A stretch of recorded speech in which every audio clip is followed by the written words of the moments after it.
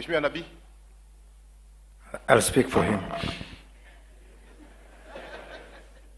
The church, family of my friend, the late Cyrus JIRONGO, leaders present. I've come here to offer my condolences and last respect to a friend. I've known Cyrus for the last 32 years, 33 years to be precise. For those of us who are young student leaders at the advent of multipartyism, and I've got my classmates here who are in the committee, the year 1992, when we were student leaders, could easily be called the JIRONGO year. As student leaders, especially radical ones who are opposed to the then government of Daniel Arap Moi, we used to, gossip about each other.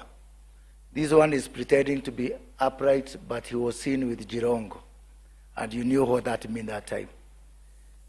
John Nyongesa, kwa mchezo makoha, you know what I mean. But our entry into politics that particular time was shaped by this man who was very much determined. Later, of course, I worked very closely with JIRONGO. John Nyongesa used to consult for him, especially trying to manage the communication around his many cases. And much later, I had, and been known to many, a brief stint with the One Kenya Alliance with my sister mother here, and Cyrus, was very much determined before we took different paths and went different ways. We all remember JIRONGO for his fortitude, his determination, and most importantly for me, for thinking big. JIRONGO. The future of infrastructure is not foreign, it's domestic. Life became, complicated and difficult. As Khaniri has said, I used to say about JIRONGO didn't want a jam ya pesa. Pesa moja lazima imalizike, ndio ingine ikuje. He was a very good spender on that basis.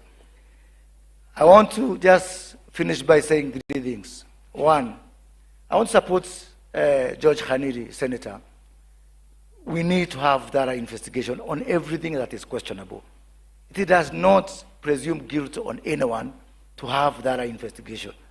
And I offer to buy the torch, Khaniri, in that respect. Because the truth is important, and the truth is not presumption of guilt on anyone. The second thing is, for those of us, especially, let us be each other's brothers' keeper and sisters' keeper.